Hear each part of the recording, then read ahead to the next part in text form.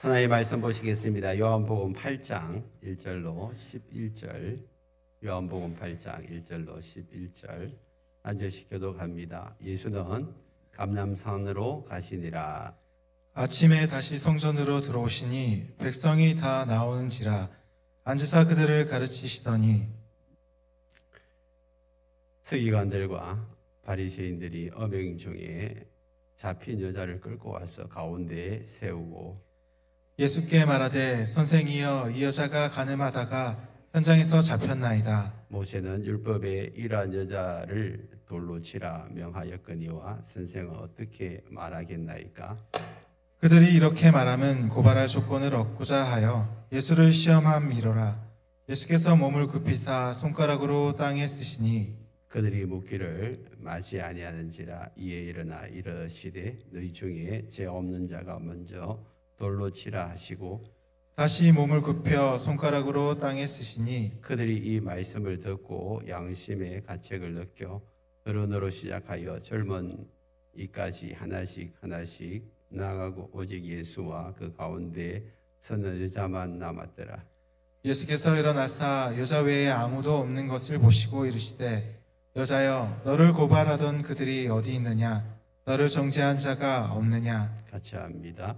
대답하되 주여 없나이다. 예수께서 이르시되 나도 너를 정죄하지 아니하노니 가서 다시는 죄를 범하지 말라 하시니라. 아멘. 우리 한번 외쳐볼까요? 기도하면 하나님이 하나님을 같이 합니다. 기도하면 됩니다. 하나님이 하십니다. 하나님을 믿습니다. 아멘. 전후좌우에 있는 분 네 분에게 하늘복 많이 받으세요. 하늘복 많이 받으세요. 하늘복 많이 받으세요. 하늘복 많이 받으세요. 예.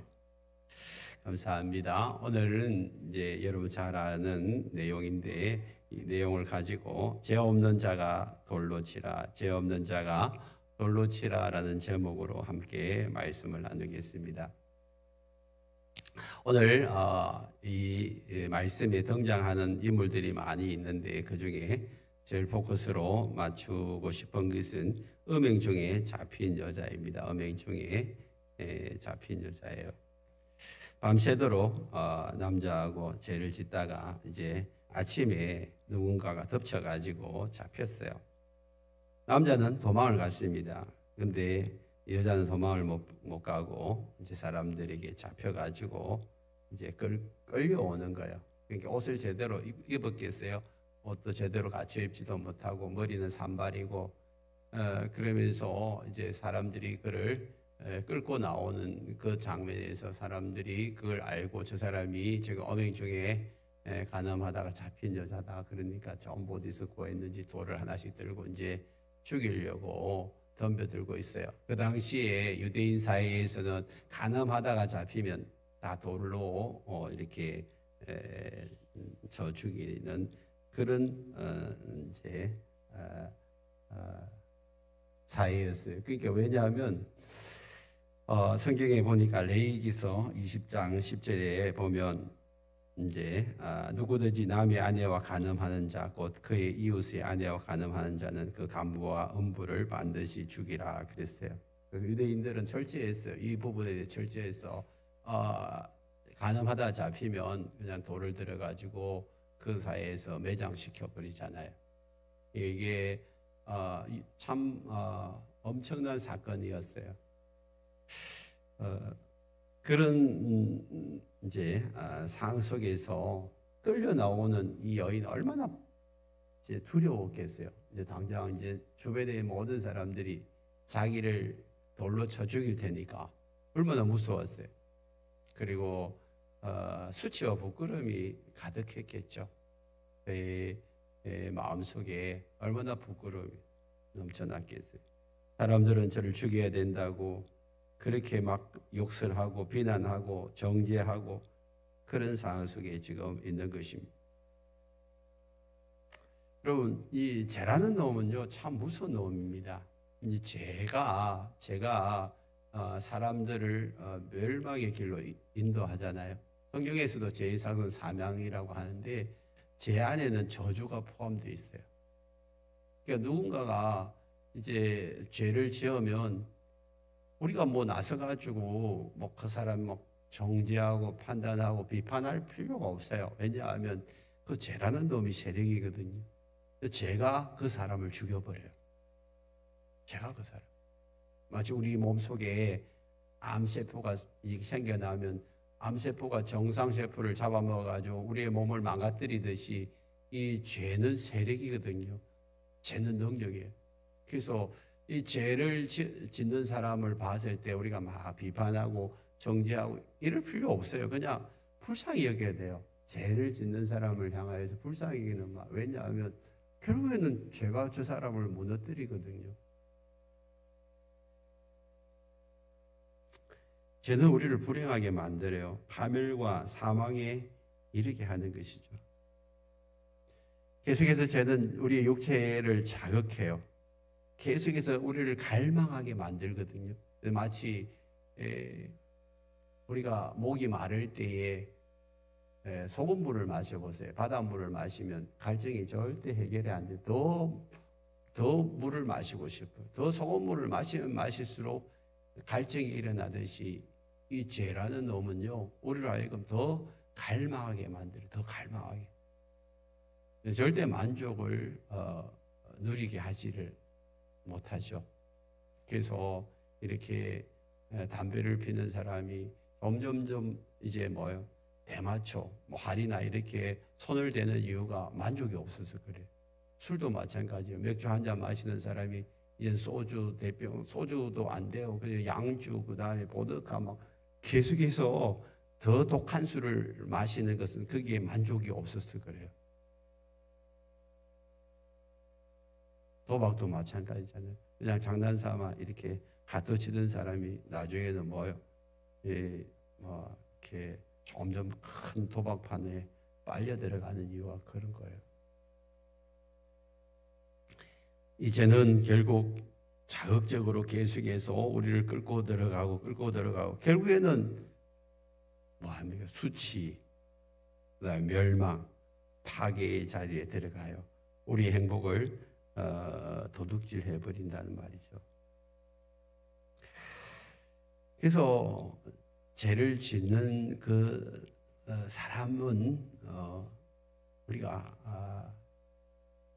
막 이렇게 정죄하고 비판하고 판단 안 해도 스스로 결국에 멸망의 길로 가기 때문에 그걸 내버려 두면 안 되잖아요.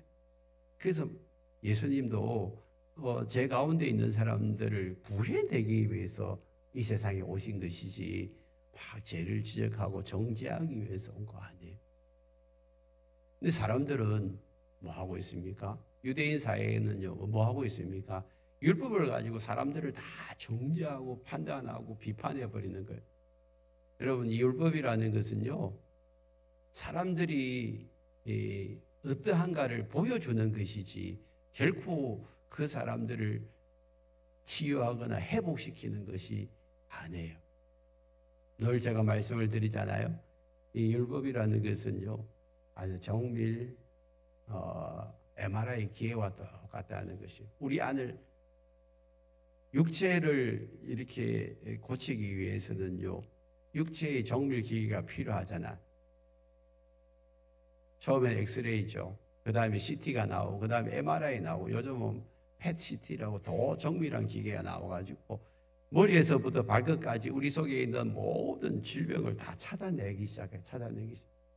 근데 그렇게 아무리 발달한 그 기계들도 우리의 마음의 질병이나 문제는 찾아낼 수가 없어요. 우리의 마음의 질병과 문제는 뭘로 찾아내죠? 율법이라는 이 정밀 기계를 통하여서 다 찾아내요. 모든 사람들이 율법 앞에서 자신이 죄인이라고 하지 않을 사람 하나도 없어요. 낱낱이 우리 안에 있는 그런 더러운 것들 다 찾아내거든요.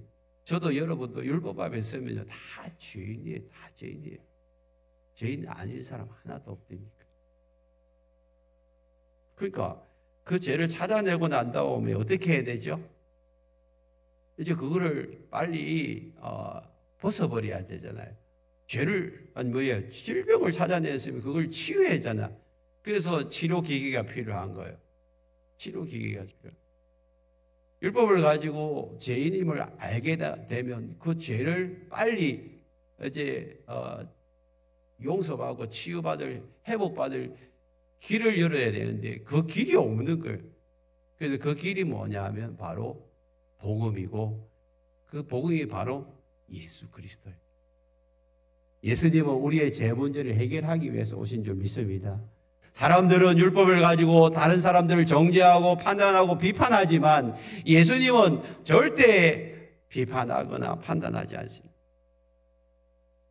오늘 가늠하다가 잡혀온 이 여인을 향하여서 예수님은 이렇게 말씀하세요. 11절에 보면 대답하되 주여 없나이다. 예수께서 이르시되 나도 너를 뭐하지 아니하노니? 지금 막 가늠하다가 잡혀온 그 여인을 향하여 나는 너를 정죄하지 않는다 그랬어요. 예수님은 정죄하려고 오신 거 아니거든요.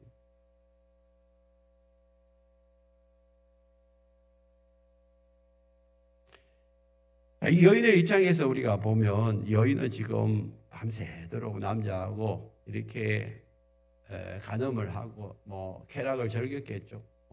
육체의 본능대로 이렇게 살다가 갑자기 사람들이 들이닥쳤어요. 그를 끌고 이제 사람들이 막 나오기 시작합니다. 근데 사람들이 둘러가지고 자기를 돌로 칠 줄 알았는데 어느 사람한테 끌고 가는 거예요. 아침에 성전으로 그 여인을 끌고 가서 한 청년 앞에 자기를 앉히는 거예요. 그 청년은 지금 백성들 앞에 말씀을 가르치고 있는 중이었어요. 이 여자가 누군지도 몰랐겠죠. 막 끌려왔어요. 끌려왔는데 그 청년의 눈빛을 보니까 그 눈빛에서 사랑의 눈빛이 비치지 않아요. 다른 사람들은 살기 등등하고 막 자기를 죽이려고 분노하고 그냥 그렇게 자기를 쳐다보는데 그 청년은 전혀 다른 눈빛으로 자기를 쳐다보고 있는 것입니다.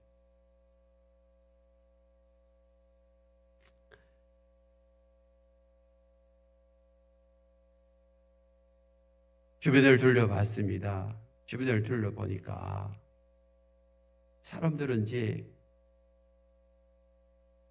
그 예수만 쳐다보고 있는 거예요.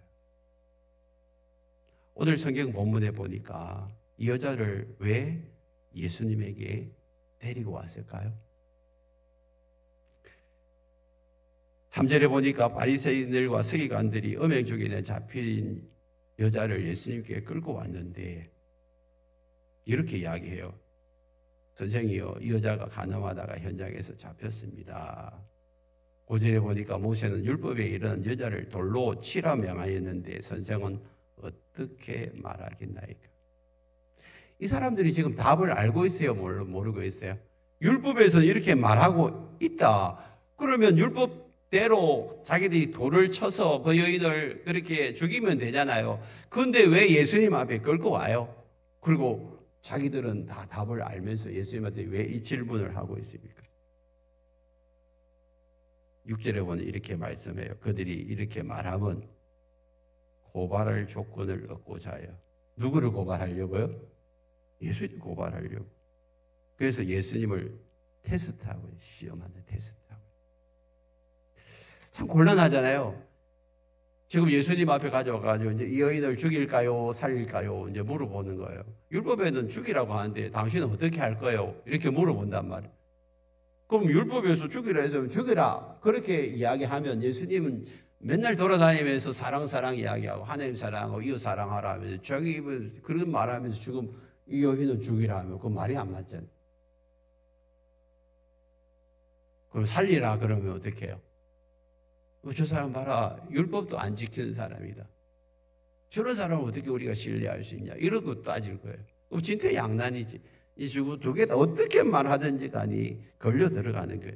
그런 것들을 다 가지고 예수님을 테스트해 가지고 말하는 대로 그냥 자기들이 이제 예수님을 고발하려고 그 여인을 끌고 왔어요. 그때 예수님이 뭐라고 말씀하죠? 7절에 보니까 너희 중에 죄 없는 자가 먼저 돌로 치라. 너희 중에 죄 없는 자가 먼저 돌을 치라. 자, 이 말씀을 이제 하고 나는데 한참 기다렸어요. 근데 9절 보니까 이 말씀을 듣고 뭐요?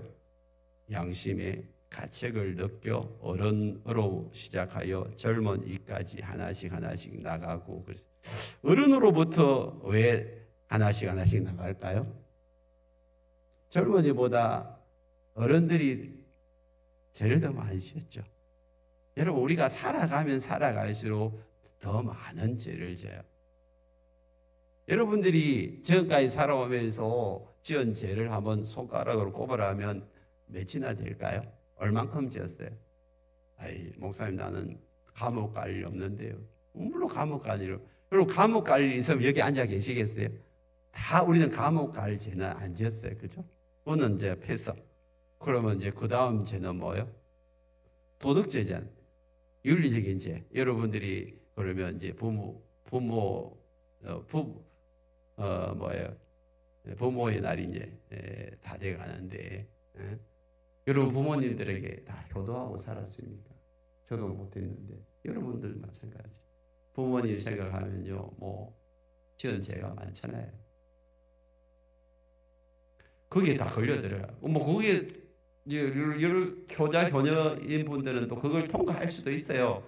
그러고 난 다음에는 하나님의 법이 기다리고 있는데, 그게 율법이란 말이에요. 그게 보면 뭐라고 말합니까? 예수님이 말씀하시기를 너희들이 간음죄를 어디까지 생각하냐?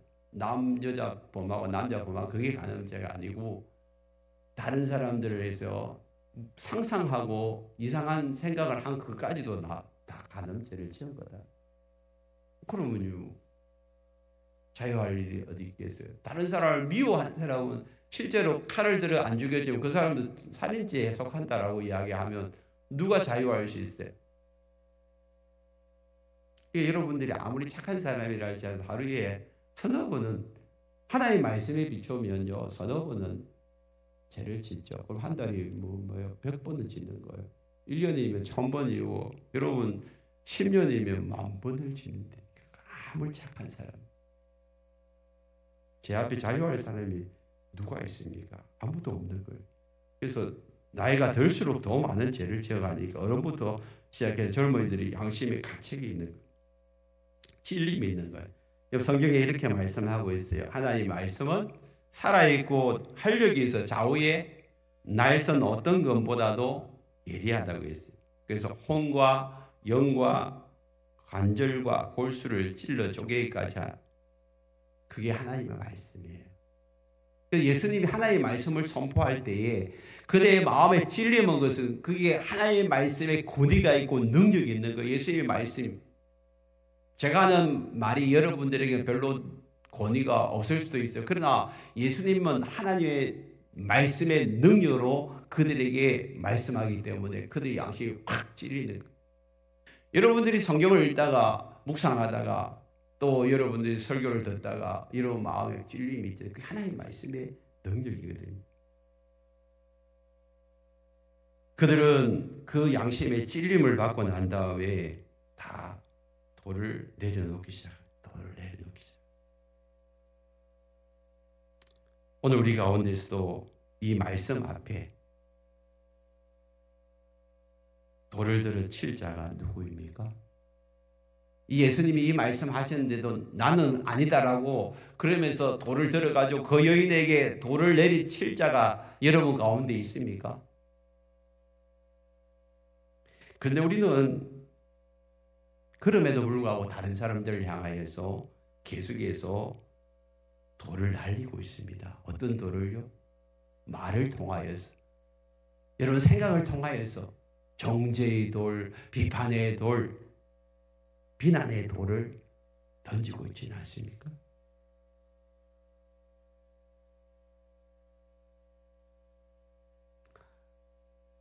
예수님은 이제 둘만 남았어요. 그때 예수님은 얼마든지 그 사람을 정죄할 수 있어요. 왜? 예수는 죄가 없는 분이잖아요. 예수님만이 율법을 완성하신 분이에요. 그분이 얼마든지 거인에게 야단칠 수 있어요. 비난할 수 있어요. 비판할 수 있어요. 정죄할 수 있어요. 그럼에도 불구하고 예수님은 정죄의 돌을 들지 않았어요. 비판의 돌을 들지 않았어요. 나는 너를 정죄하지 않는다. 그리고 나는 너에게 말하느니 다시는 죄를 짓지 말라 했어요. 왜요? 그 죄 자체가 이 여인을 지금 죽이고 있잖아요. 자기는 쾌락을 즐기기 위해서 너무 좋아서 그냥 죄를 지었는데 결국에는 돌아오는 것이 뭐예요? 수치와 부끄러움이에요. 그리고 죽음의 위험 앞에 놓인 것이. 이런 죄의 메커니즘을 그가 알았다면 절대 죄를 안 지었죠. 모르니까 그냥 몰래 지으면 괜찮다라고 생각하니까 결국은 이런 자리에까지 들어오고 만 것입니다. 그 예수님이 너무 불쌍하잖아요. 야, 네가 죄의 세력이 어떤가를 알았더라면 너 이렇게 했겠니? 그러니까 앞으로는 죄 짓지 마.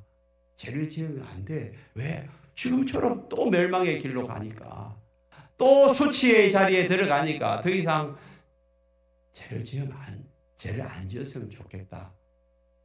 그렇게 지금 이야기를 하고 있잖아요.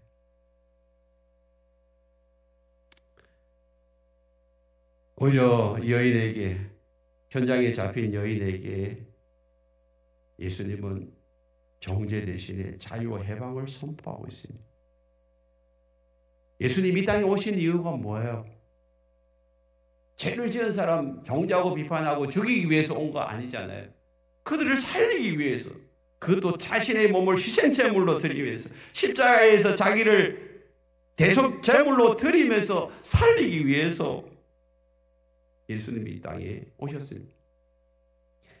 요한복음 10장 10절에서 도둑이 오는 것, 이 도둑이 뭐야? 마귀 사탄이잖아요. 이놈은 우리를 죽이고 도둑질하고 멸망시키려고 왔는데, 예수님이 온 것은 우리에게 생명을 준다는 건 살리기 위한 거예요. 살리기. 우리를 살리고 우리를 더 풍성한 삶으로 우리를 이끌기 위해서 예수님이 오셨다고 말씀하고 있지 않습니까? 지금 이 여인 예수님 바라보면서 이 여인이 지금 행한 이 행동을 지금 보는 게 아니고요. 예수님은 지금 그 여인 속에 있는 악한 영, 더러운 영을 보고 있는 것입니다.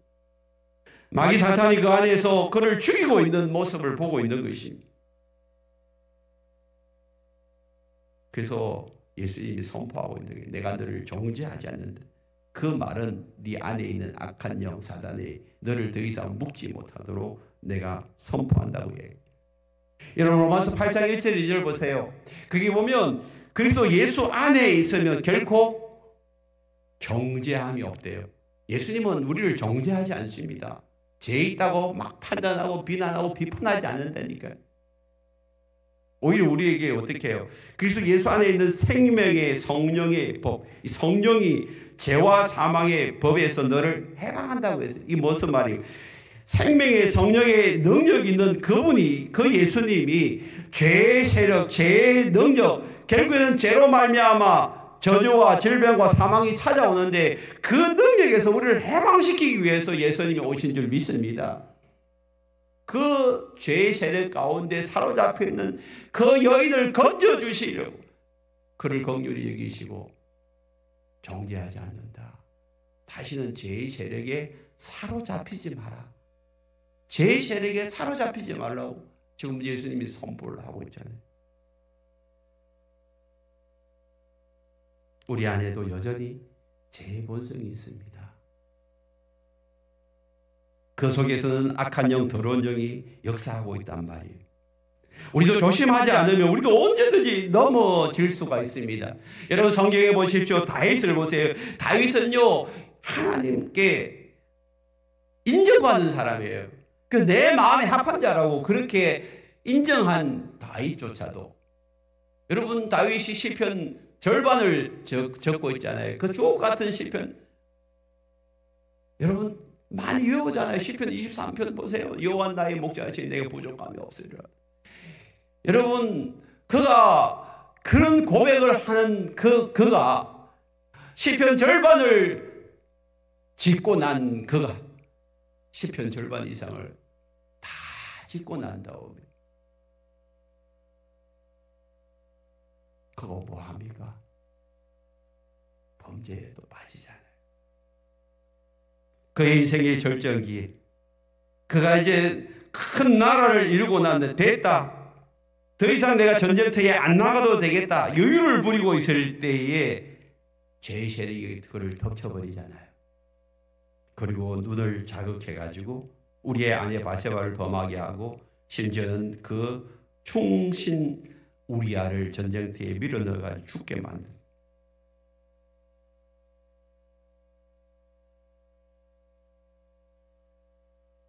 죄의 세력이 무서운 거예요. 그때부터 그의 인생은 내리막길을 걷기 시작합니다. 용서를 받았지만 많은 후유증을 남기죠. 그의 아들에게 도망가는 도망자의 신세가 되고 그의 첩도 아들에게서 범함을 얻게 되고 아들끼리 살인하고 그냥 이런 일들이 막 일어나기 시작합니다. 그러므로 죄는 처음부터 경계해야 합니다. 죄는 자신뿐만 아니라 남의 인생까지 철저하게 파괴시키는 것입니다. 우리 역시도 이 여인처럼 드러나지 않았을 뿐이지, 들키지 않았을 뿐이지 죄의 세력이 우리 가운데 우리를 끌고 가고 있지는 않습니까?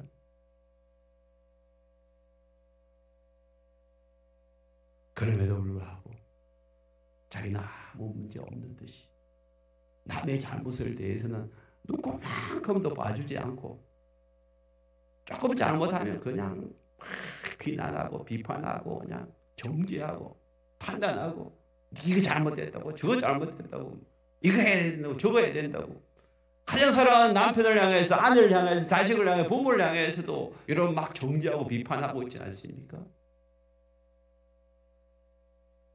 여러분 이제는 더 이상 다른 사람을 향하여 들고 있는 이 돌을 내려놓으시기를 바랍니다.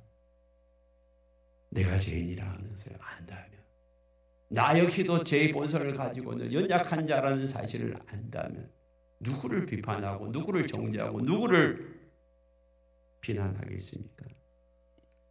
언행 중에 잡힌 여자를 한번 생각해 보십시오. 이미 그는 죄를 짓고 난 다음에 수치와 부끄러움을 다 당했습니다. 죽음의 위협 앞에 벌벌 떨었습니다. 이미 그는 심판받은 거죠.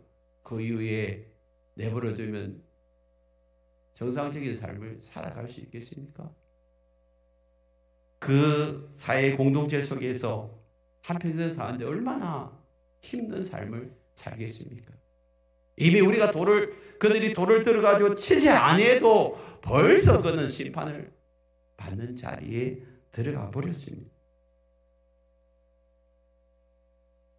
우리는 우리 주변에 죄의 세력 가운데 묶여 있고 그런 말을 하며 죄를 범한 그들을 향하여서 우리가 해야 할 일은 불쌍히 여겨야 돼요.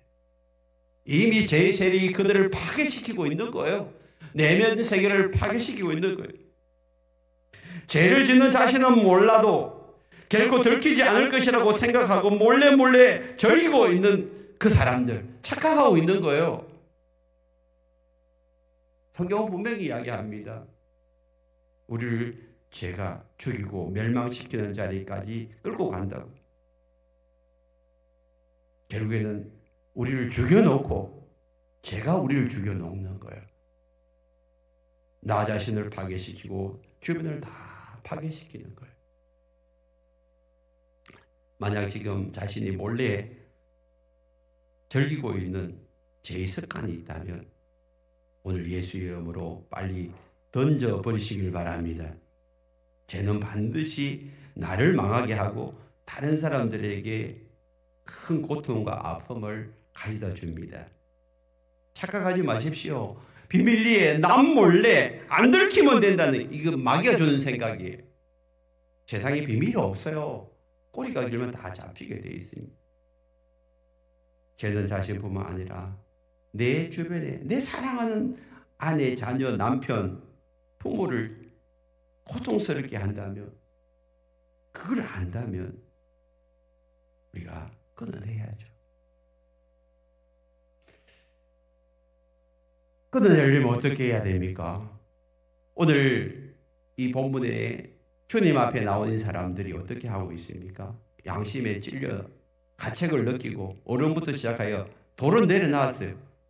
그 다음에 어떻게 하나씩 하나씩 다 나가서 도망가 버렸어요. 이건 해결 방법이 아니에요. 어떻게 해야 됩니까? 돌을 내려놓고 난 다음에 그 다음에 주님 앞에 무릎을 꿇어야 돼요. 무릎을 꿇어야 돼요.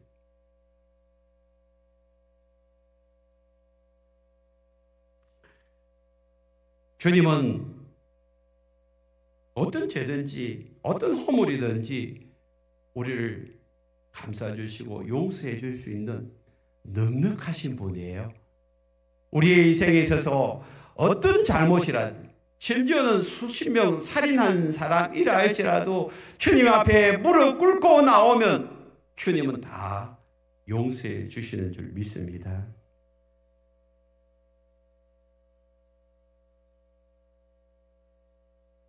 돌을 던진 이 사람들이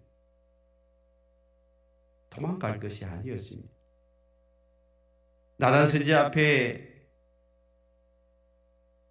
다윗이 제가 돌통이 나자 어떻게 합니까? 하나님 앞에 무릎 꿇었어요. 그래서 시편 51편 4절에 보니까 내가 주께 범죄하였고 주의 목전에 악을 행하였습니다. 이렇게 고백을 하고 있어요. 여러분 요한일서 1장 9절에 보면 만일 우리가 우리 죄를 자백하면 그는 미쁘시고 의로우사 우리 죄를 사하시며 우리를 모든 불의에서 깨끗하게 하실 것이다. 할렐루야. 자백만 하면 돼요. 자백만 하면 돼요. 내가 이런 죄인이라고 자백하면 그때의 죄의 세력이 힘을 잃어버리고 나를 떠나버리는 거예요. 그래서 우리가 사는 거죠. 우리를 멸망시키려는 죄의 세력이 우리를 꽉 붙들고 있으면 우리는 해방할 길이 없어요. 그래서 우리가 자백만 하면 돼요. 그러면 나를 붙들고 있는 이 악의 세력, 더러운 영, 악한 영들이 떠나가 버리는 거예요. 그때부터 우리는 예수 안에서 자유와 해방을 누리게 되는 줄 믿습니다. 저도 하나님 말씀 앞에서 하염없이 눈물 흘린 적이 있었습니다. 나 같은 죄인을 용서해 주시고 자녀 삼아 주신 것, 지난날의 모든 죄를 용서해 주시고 내 죄 사해 주신 것에 대해서 감격하여 수개월 동안 눈물로 감사와 찬송으로 그렇게 지낸 날들이 있었습니다. 여러분, 우리가 예수를 믿고 난 다음에 이 은혜에 감격하고 이 은혜에 감사하는 그런 시간들이 있기를 바랍니다. 하나님은 여러분들을 은혜 베푸시기 위해서 불러주셨잖아요.